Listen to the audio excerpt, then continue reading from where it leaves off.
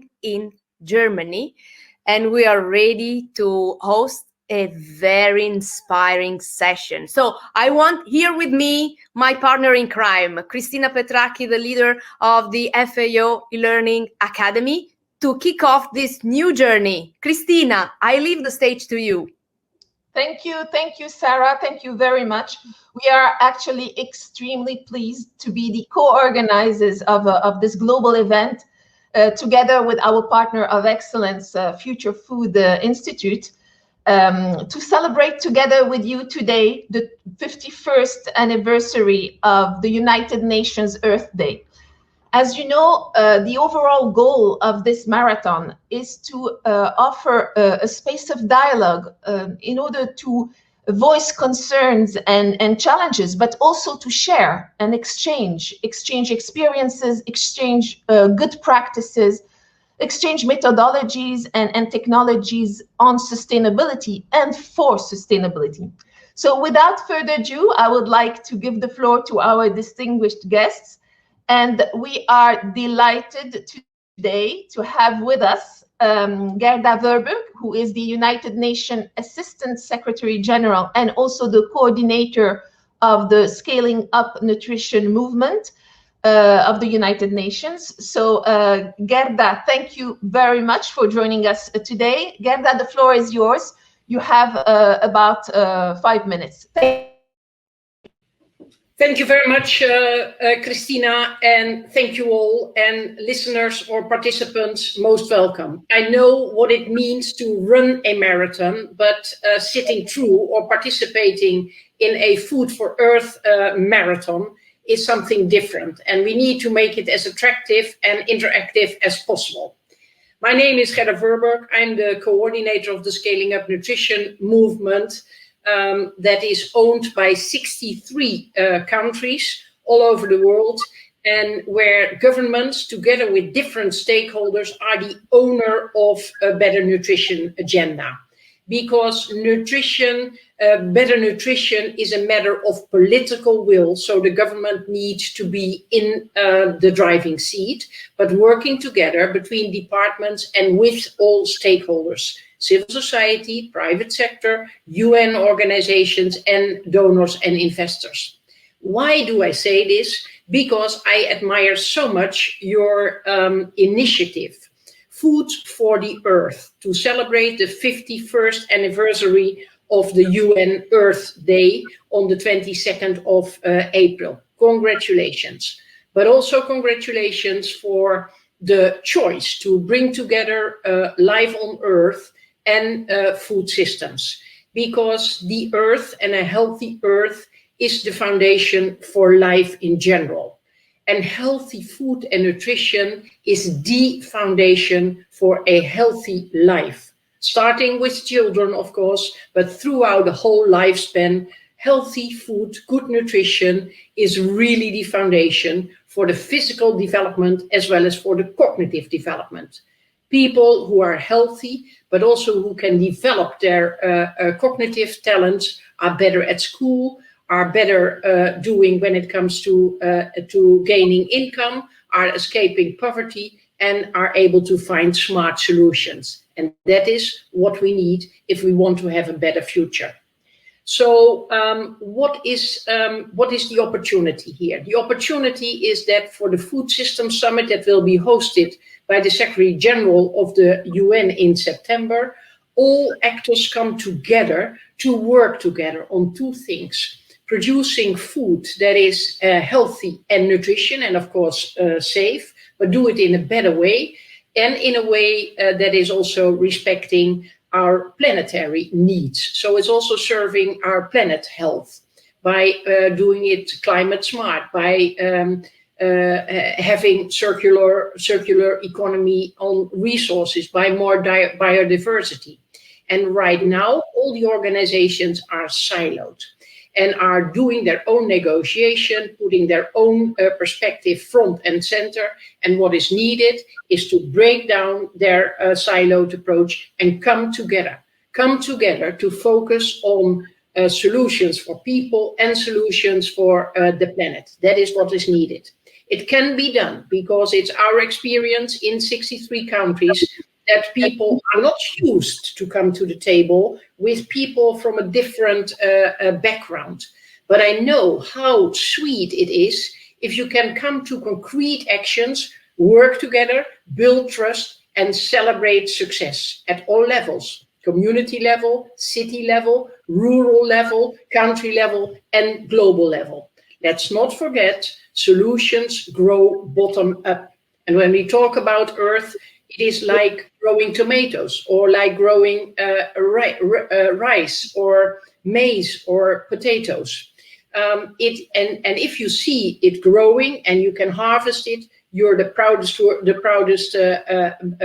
woman or man in the world. So working together is not always easy. What is needed is that people are ready to leave their egos, logos, but also sometimes titles at the door, and bring in each and everyone involved. Women, youth, please don't forget them. And if we do this, let us finally break down silos and not go back in our silos of CBD, of COP26, of World Health Assembly, what have you. Let us act together, focused on concrete actions, and within our mind, our children and grandchildren, who might at a certain moment ask us, grandmother, grandma, what did you do during these important years of the 2020s to make this world a better place and to give everyone, children, women, men, young people, girls, an opportunity to get a better life. Thank you very much. I'm looking forward to the further conversation. Back to you.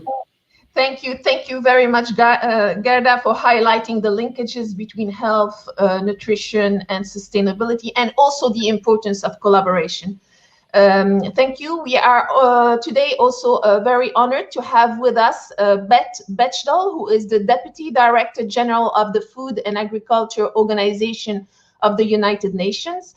Thank you, Beth, for being here with us. The floor is yours. You have about 5 minutes. Thank you. Thank you, Christina, and thanks to everyone for the opportunity to keep the conversation going. I'll try to, I think I need a cup of coffee or some caffeine here to keep my own sort of adrenaline going, given the time that's being devoted to this conversation. But I very appreciate the comments that Gerda made, and I think my comments follow very nicely as we think about opportunities for collaboration, partnership, and specifically with the private sector. Last year, we ushered in the start of the Decade of Action, which was a call to speed up our progress towards achieving the Sustainable Development Goals. These can only be met if we work together across different sectors. And I would say that the COVID-19 pandemic has only served to highlight the importance of working in partnership and the need that we all have to pool our knowledge, our innovation, and our resources to respond to these global community challenges. During the next decade, we are going to need to take an innovative, a country-owned and country-led approach to partnerships, and these will have to guide our engagement with the key players in food, agriculture, and nutrition. And so in order to deliver on these commitments, I think we are going to need to be more agile, more proactive, and more strategic in developing our partnerships with all actors who contribute to our food systems, including family farmers, civil society, indigenous people, women and youth, academia, philanthropic organizations, and in particular, the private sector. Today, the private sector is an integral part of our overall economy, of our society, and I think nowhere is their impact more evident than in global agri-food systems.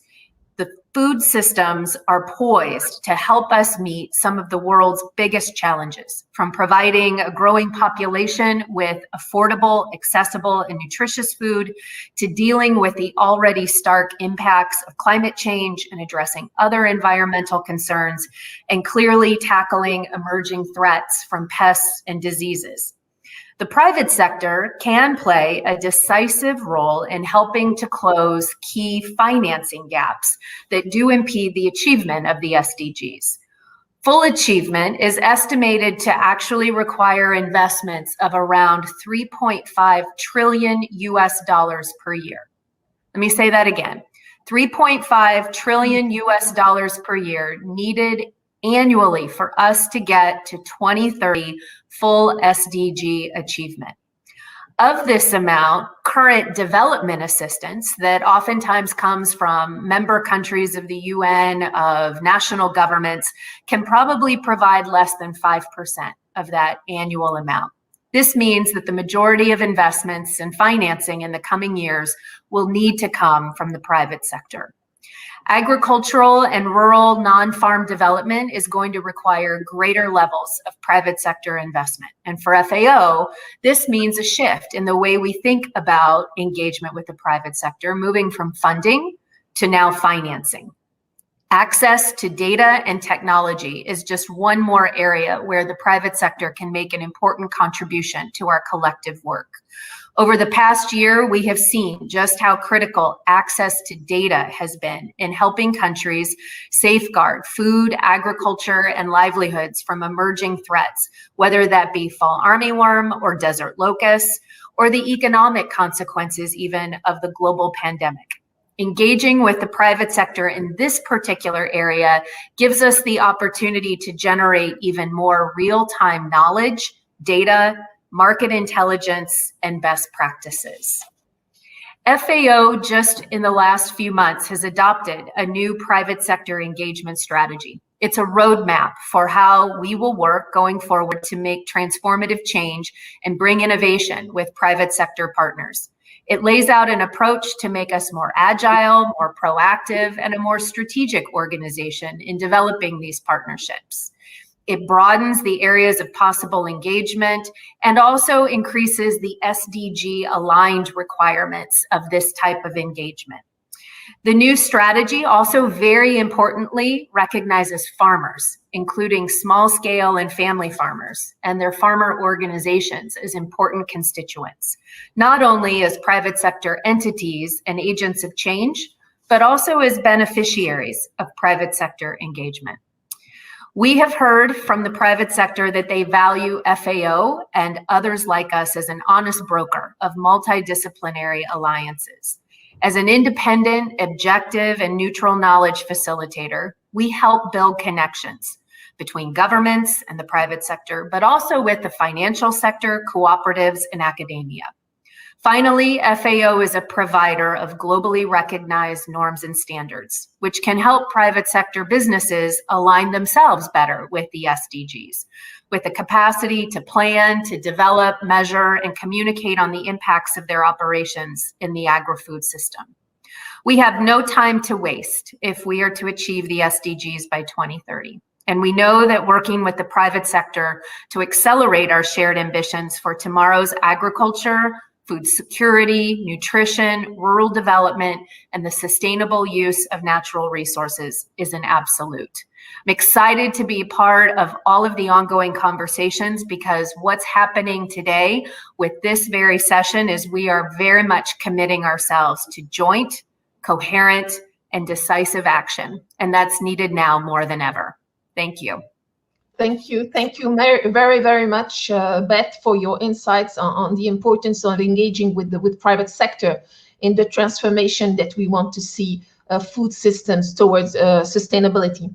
We are very pleased today to also have with us Dr. Marcela Villarreal, who is the Director of the Partnership and United Nations Collaboration Division of FAO. So Marcela, the floor is yours. You have about 5 minutes. Thank you. Thank you. Thank you very much, Christina and Sarah. It's really a pleasure to participate in this marathon on such an important topic for the future of our planet. And indeed, I'd like to address an issue that's particularly important in the sustainability equation, and that's the relationship between peace and food security.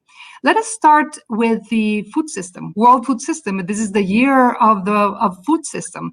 And let us see that our food system is really deeply flawed. It's a food system that produces at the same time enough food to feed every single human being around the world, but It produces hunger at a massive scale. Today, we have around 700 million chronically hungry people. This is even before COVID.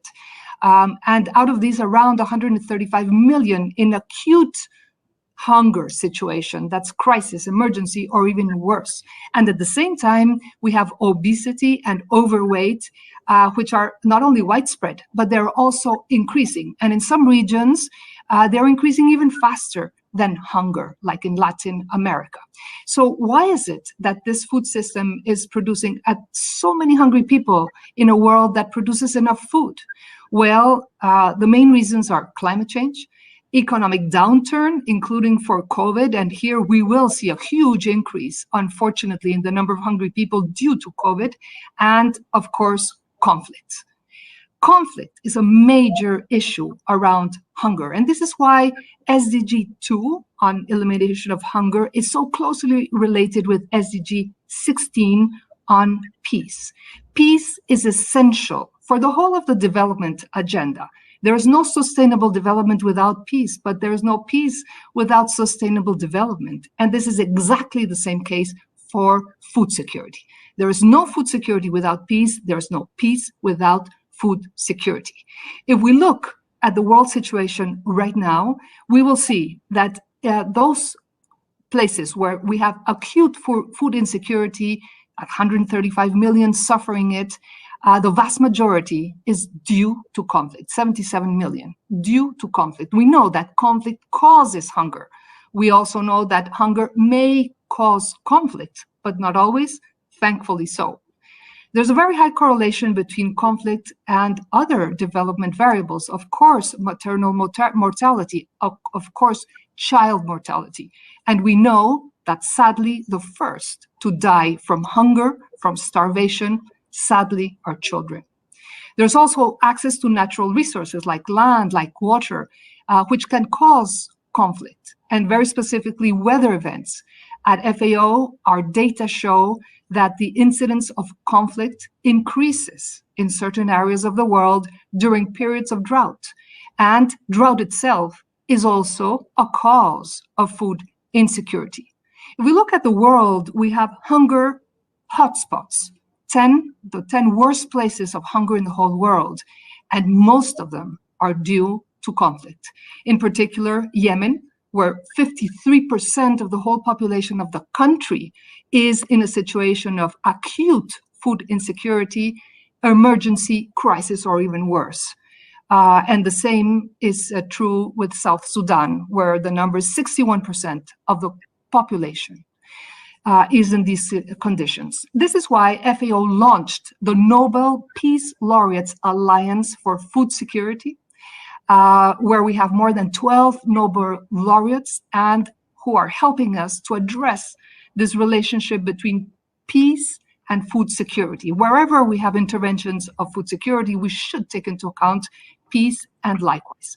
And we have launched in the Central African Republic a project in which we're helping reconstruct livelihoods in the post-conflict by bringing together the different parts who took place in part in the conflict. And we have Nobel laureate Mohamed Yunus, who is leading the reconstruction of livelihoods through social business. And we also have Nobel laureate Tawakkol Korman, who's helping build up the dialogue between the different parts of the conflict.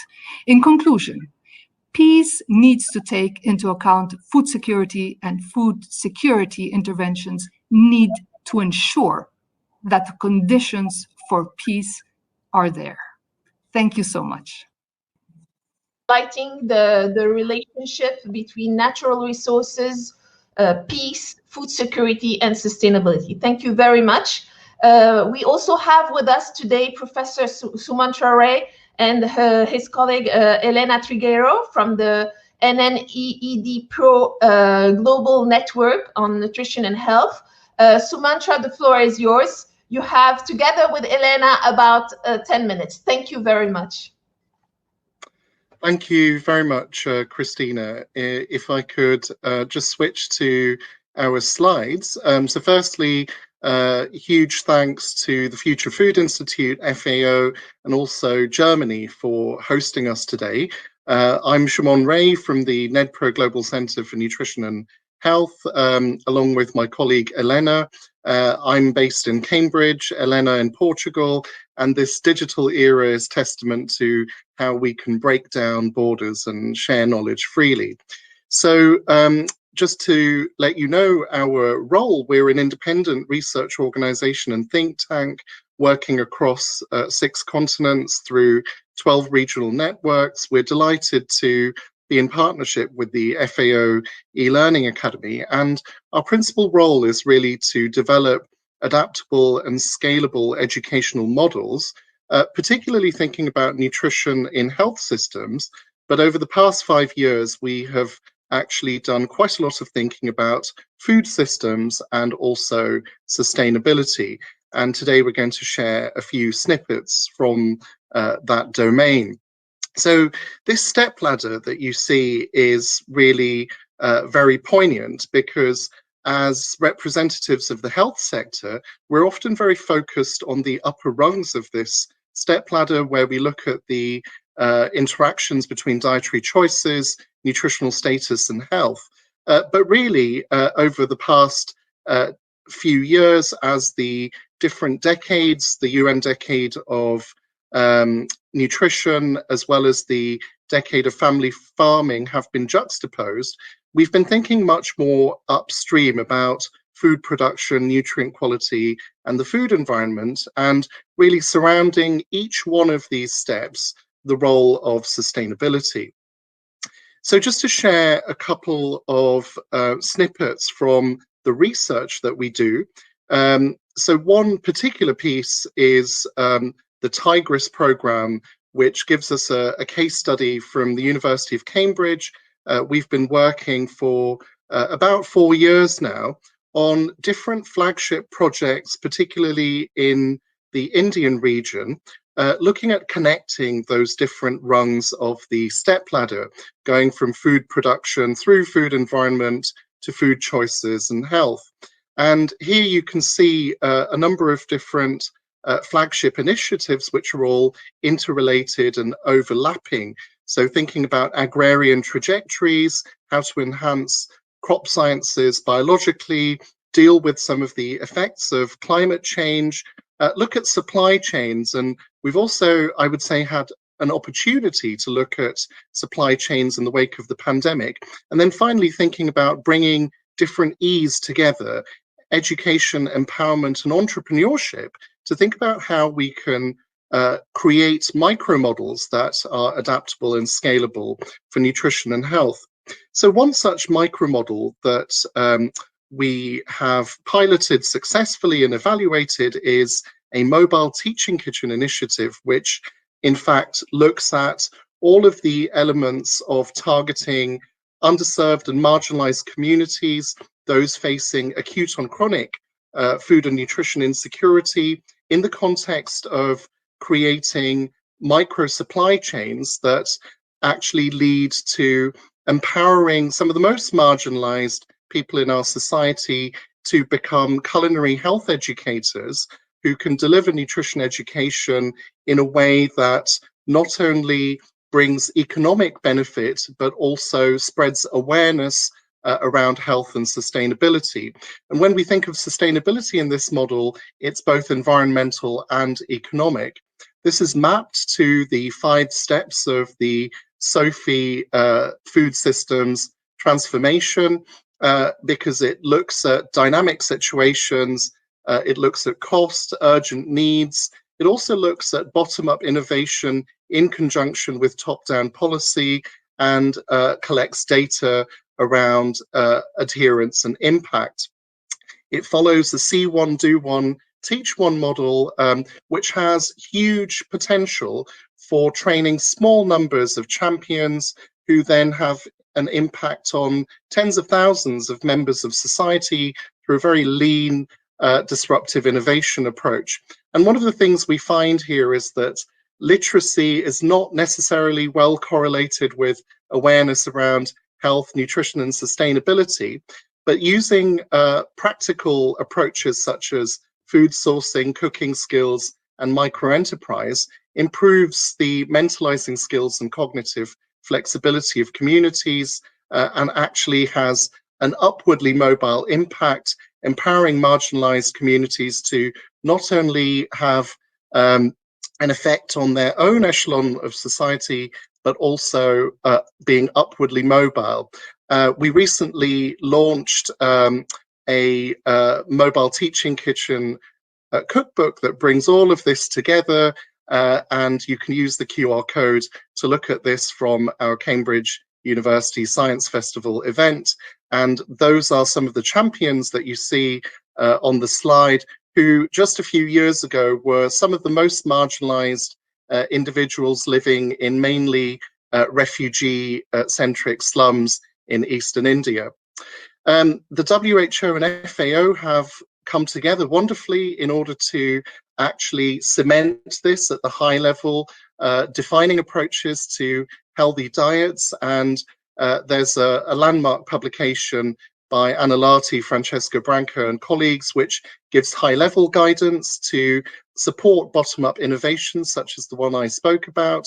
And this comes with guidelines which actually link back to what was being spoken of earlier, which is multi-sectoral involvement.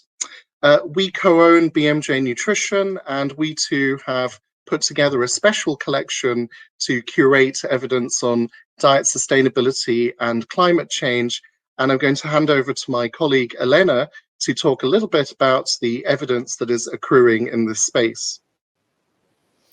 Thanks, Shimon. So definitely we see now, and I can ask you to move forward to the next slide, we see this correlation and this impact that not only climate change has on dietary patterns, but on dietary patterns can affect climate change. And we want to bring health also into the conversation. We know that currently the efforts are not being enough, and please next slide. So we know this, what we are doing, it's not enough, but we also want to flag the impact that food insecurity will have on health. We know that not only it brings the more obvious and direct health problems, such as iron deficiency anemia, diabetes, hyperlipidemia, but also some indirect effects, such as depression, anxiety, all the mental health issues that come not only with food insecurity, but also with a malefficient food environment. Next slide, please. And climate crisis impact on food production is definitely well studied. And we saw just yesterday with the new FAO report on biodiversity that it's quite tragic that we can only count on less than 10 species of plants to produce more than 66% of crops worldwide. So we can't see this in a unilateral way. We definitely have to look at both spheres of the system. Next slide, please. And given this idea and given this and having this in mind, the need and the urgency we have to look at food systems also comes due to the impact on our Earth and the way it impacts our climate. So we know that the global greenhouse gas emissions from fruit production are a much relevant impact. And next slide, please.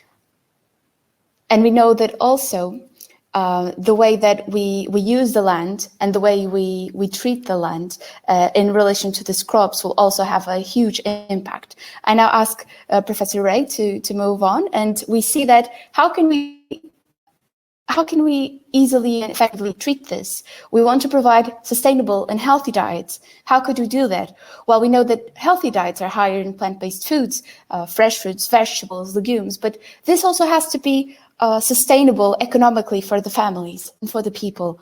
So not only should we think about what's the most healthy, but how to transform this healthy, sustainable diets in an achievable economic pattern. And we see that with the Eat Lancet program that also brings the consumption of foods such as red meat and sugar to be reduced for more than 50%, but also raises some awareness regarding what FAO has previously said about the sustainable diets, about what's needed.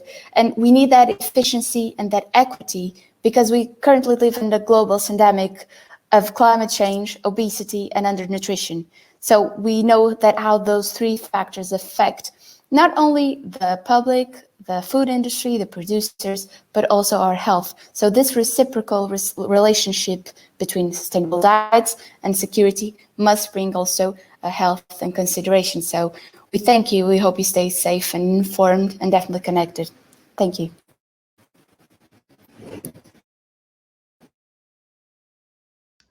Thank you very much. This was really a very interesting presentation on the relationship between food choices, ensuring biodiversity, food security and sustainability. Very interesting. Thank you very much. We would like to make the session a bit more interactive now. So we are going to open it for a discussion, a dialogue, and I would like to give the floor to Gerda, who will be helping us in the facilitation of this discussion.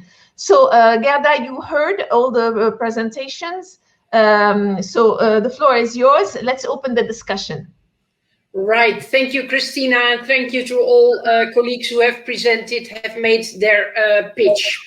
We are in this marathon. For this hour, we are almost halfway. So I would invite participants take a banana or a piece of fruit, because at this time in a marathon, you need some energy.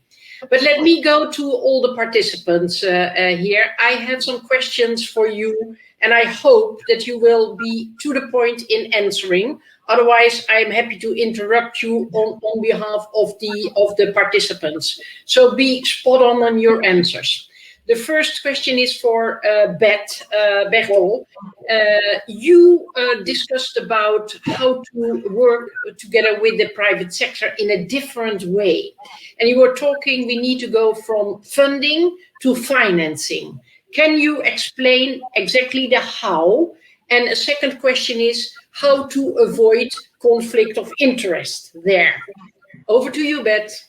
Sure. Thanks, Gerda, for the question. And I think where I'm trying to explain a bit more about the moving from funding to financing is making sure that for an organization like FAO or even some of our other partner UN agencies, in the past, we've actually, I think, thought of the private sector as a donor, a funding source for us, for ourselves as an operational agency. And I think the new direction that we need to take is to make sure that the private sector partnerships that we can forge actually take private sector resources, capital, finance, etc., and puts those into multi-stakeholder, country-driven, nationally driven types of projects. So for us, that's really important to make sure that we I know that is important, Beth, but how do you do it?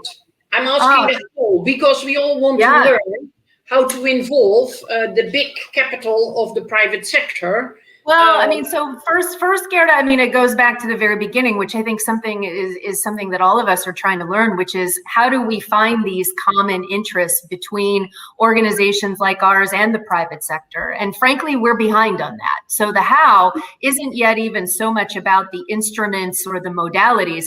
The how is how do we start to build trust and how do we start to find these common shared interests with private sector partners? And I think, frankly, a lot of us have stepped away from the opportunities to have those conversations because we've either been too risk averse, we viewed the private sector as having ulterior motives or not being driven by the same value driven or value focused approaches that we are. So there's a big misunderstanding or a lack of understanding about these shared outcomes. So before you even go to the instrument, I think you've got to start there.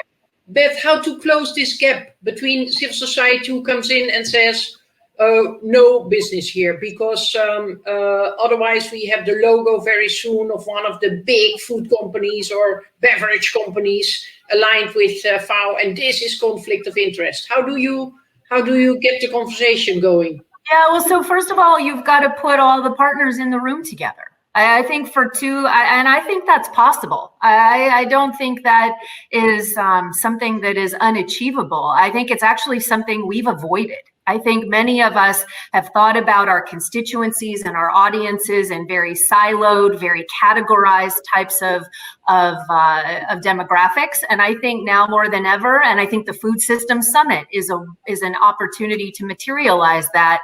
Everybody needs to be in the same conversation, hearing from one another and finding these compromises or these balances or these different approaches together.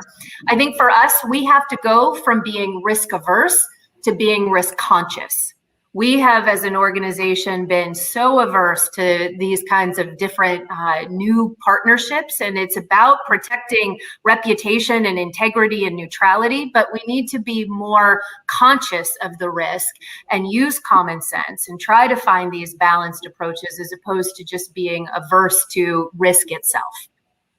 Beth, I will be back to you later, but I first go to other panelists, and I would like to ask you, don't you think that it's that private sector needs to redo its way of earning or of doing business, to change the business case? But I will come back to this to give you some think time, because I will be tough on you on the how a little bit, because you have a lot of agenda items, but we want to learn about the how.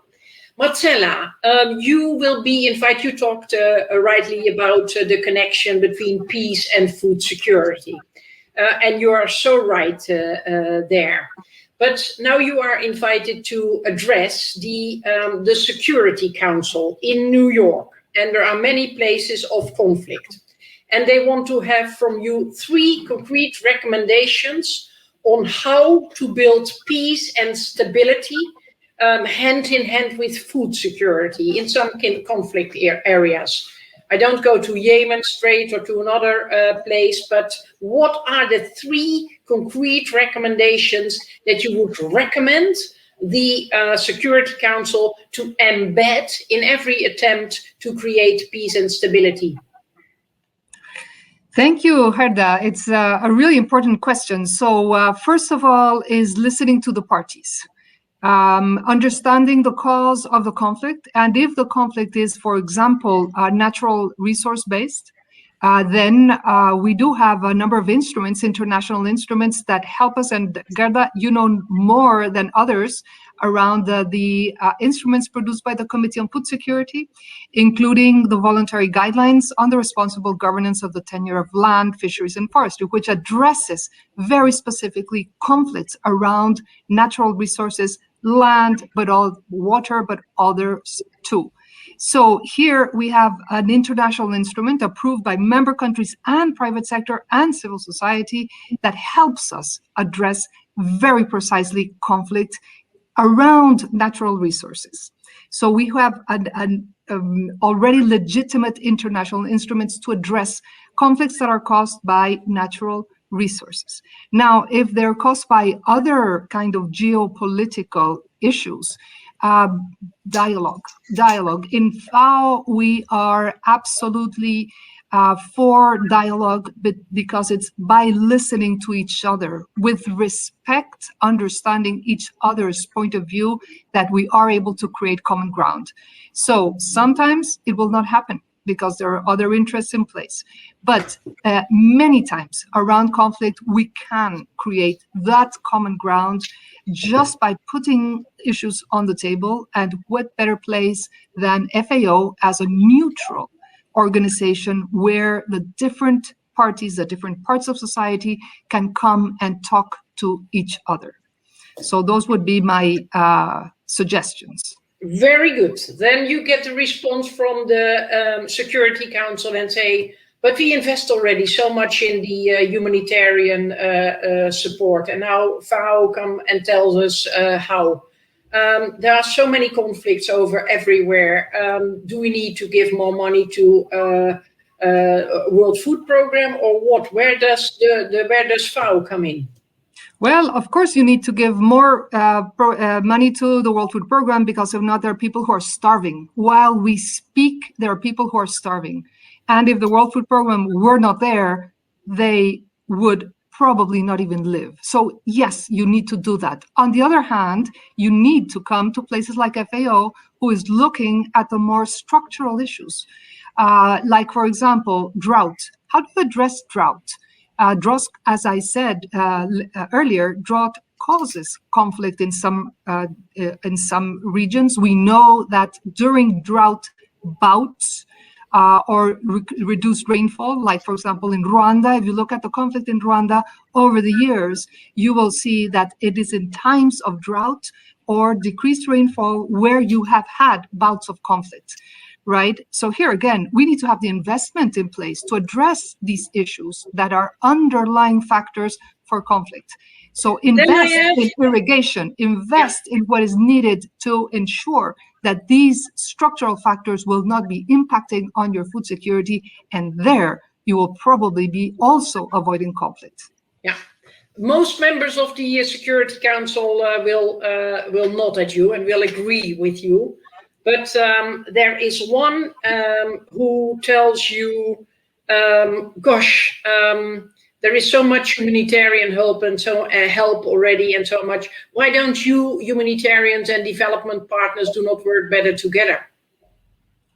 Well, that's the good. That's a very good question.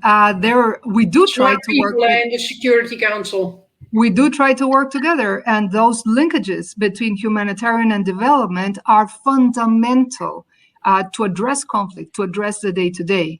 So institutions like FAO have them already embedded. We have our emergencies part of the FAO, and we have the development part of FAO, and they work very, very closely together. That is a link that has to be deepened and that has to be invested in, because Gerda, you know that sometimes it's much easier to get funding with donors for humanitarian than for development.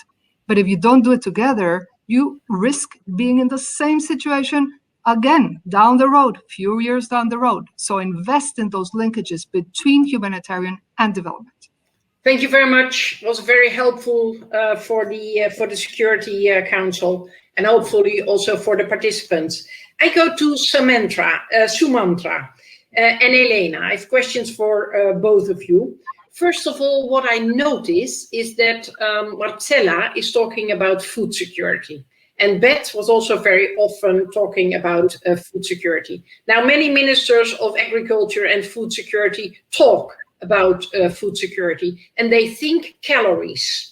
What has to happen to make them, it's not Marcella and Beth who think calories, but most ministers of agriculture still think yield and calories. How do you change the mindset of ministers of agriculture and food, but also of the government, so that they change from food security to include also nutrition security?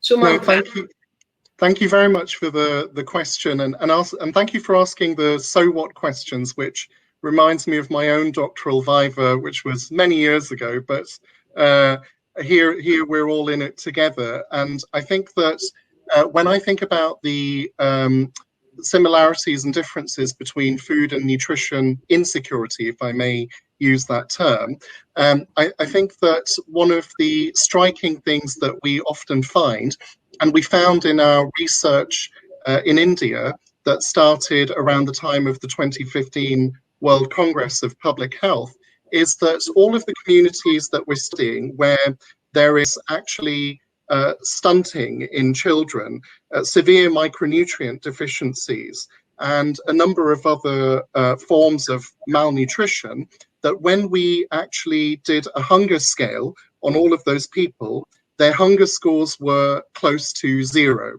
They were not hungry. They had supply of food, which was mainly calorie dense but nutrient poor.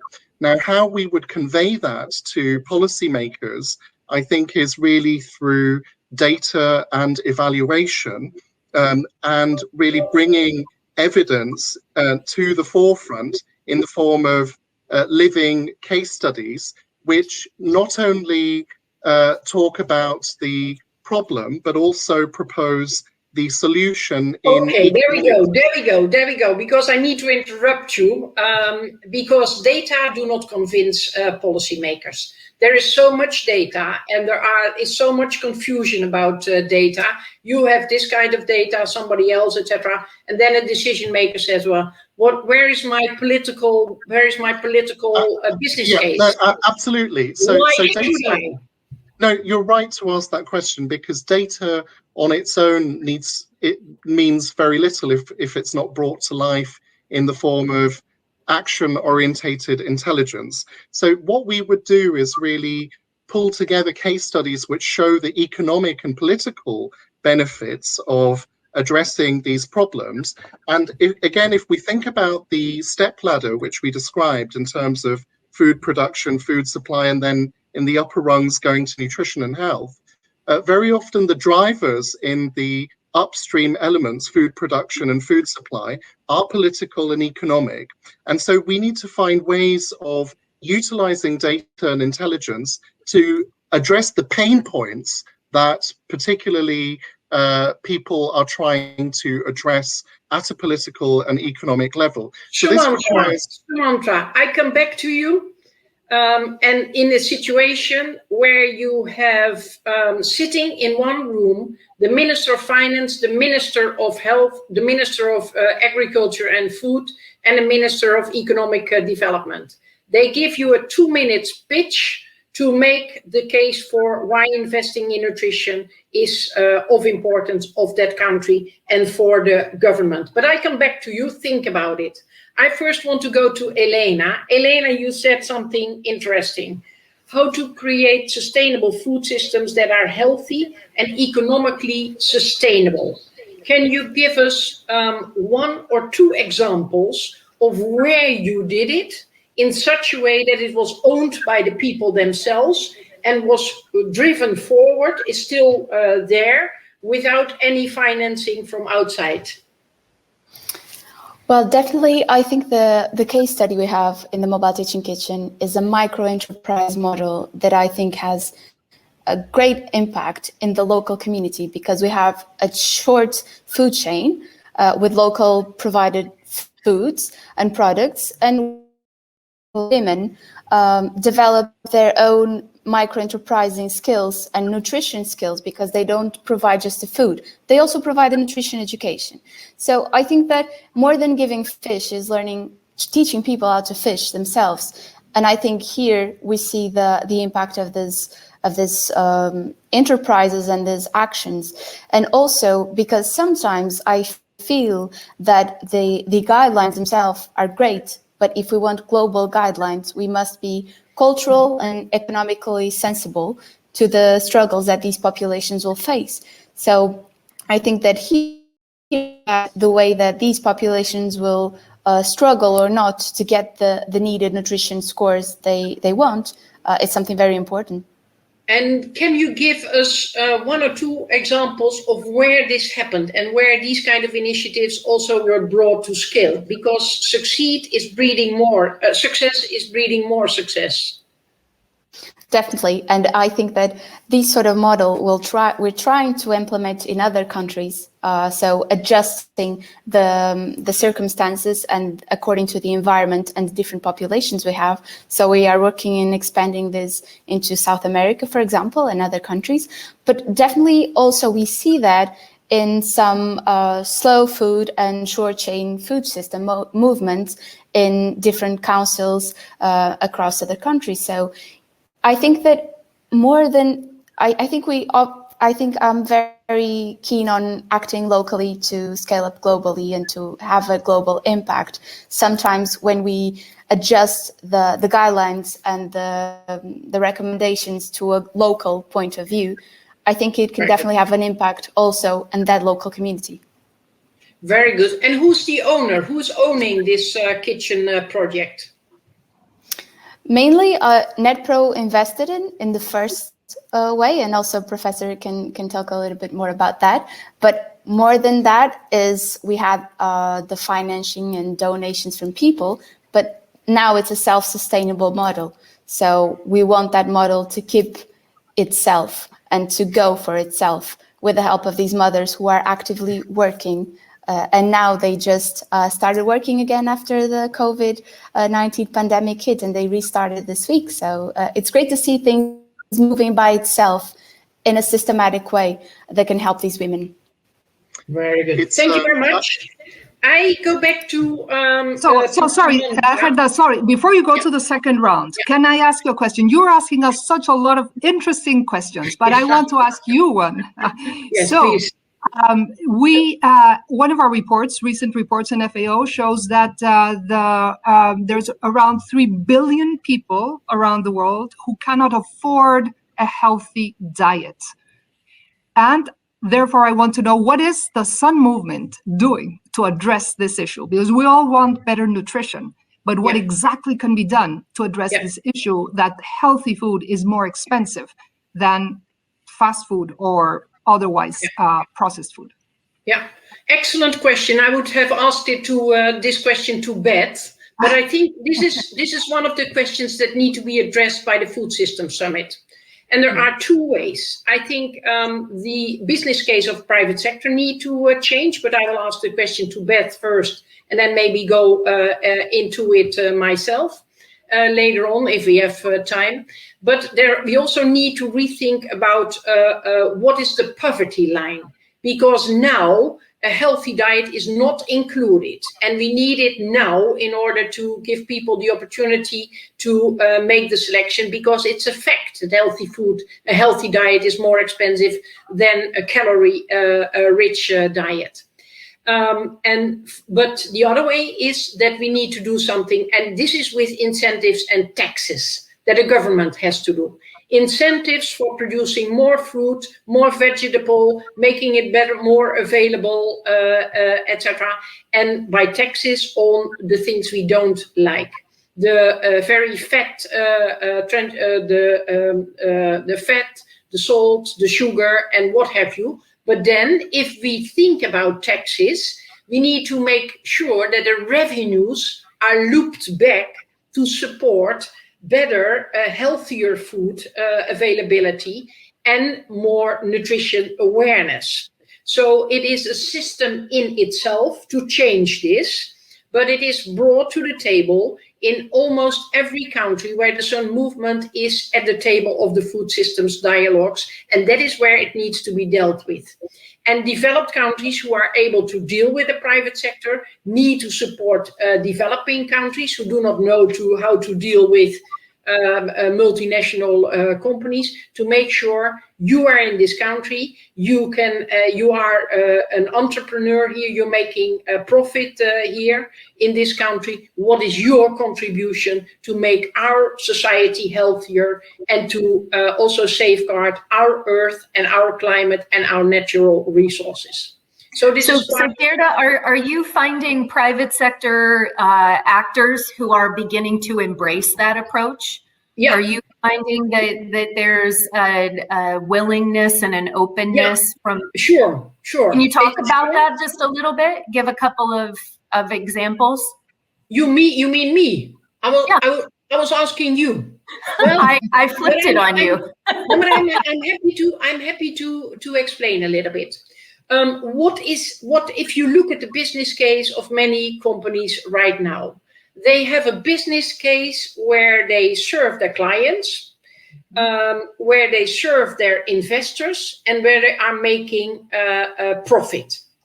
In order for the license to operate in future, and as part of the Food Systems Summit, private sector companies who want to be reliable and would like to have a place at the table need to be ready to broaden their business case.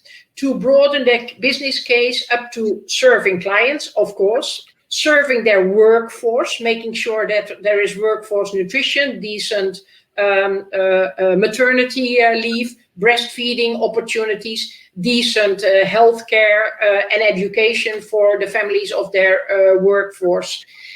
They also need to invest in society and in our planet, because they take a lot of material from the planet. They have a lot of emissions. Now we are pricing emissions a little bit, but it's only a beginning. So also focusing on the true price of things. And then you need to make incentives and a tax structure in a systems way. Those who are doing well, not only in talking, but in walking, get the financial and tax incentives, and those who continue to be naughty, not behaving, talking a lot, but not walking a lot into the right direction, tax them, and touch on their reputation. Because private sector companies, it's all about branding, it's all about reputation. So both in the elections, but also civil society, but also when it comes to reporting, do the naming and faming of those companies who are behaving well, and start with naming and faming, but don't shy away for the naming and shaming as well for those companies who continue to only talk about it. And this is the broadening of the business base. And of course, we all understand a private sector company need to make profit in order to continue the business. But an investment in both society, workforce, and our planet is not asked too much. The other thing I think we need to do is make sure we help the private sector measure their contributions. I don't think there are very clear indicators or very clear KPIs or data points which is the mindset of the private sector. That's how they measure. They think about returns on investment. They think about value-driven propositions. And actually, our chief economist or our chief statistician's office is actually working right now to develop an entire new set of indicators that would measure private sector contributions to the SDGs. And I think even thinking about from an output perspective for us as partners to them, that's another, I think, very important contribution that we need to focus on so that we can actually begin to show where the impact comes. Yeah, but also hold them to account. And I think financial markets and financial investors can also play a role there. So if you have some money to invest, make sure that you invest it in companies who are really walking the talk when it comes to sustainability, for instance. We as consumers, we as investors, we as human beings and members of democracy can raise our voice, and we can do it every day. We can make a difference in our own behavior. So, Gerda, I just want to come back in the last couple of minutes. So a few very quick things. So this is not a mixed pitch. So I just want to answer a couple of the other questions. So the Mobile Teaching Kitchen Initiative is a cooperative society. It's actually owned by the beneficiaries themselves, and it is an adaptable and scalable model. The other thing I wanted to address is that the academic sector has quite a lot of experience in public, private, and charity tripartite partnerships. The Mobile Teaching Kitchen Initiative is an example of one, and one that is ultimately made self-sustaining. So there are leaves to be taken from academia. Going back to your original question, I think just to give the analogy, so a gardener, a botanist, and a farmer all work with plants, but they don't have the same role. So they need to work together in order to make societal improvements. So in the same way, if I'm making a case to ministers, I would probably take you with me, as well as Beth and Marcella. But in reality, what I think we do bring is depth of data and intelligence, where sometimes the third sector has been very zealous in going forward with initiatives, but may not have the depth of data collection to actually depict what works and what doesn't. Thank you all for a very interactive and lively discussion. Christina, back to you. Yes, thank you all very much. Thank you to the speakers. The presentation has been interactive and extremely interesting. And thanks to all the participants who also make this event a great success. Thank you all very much. Bye-bye.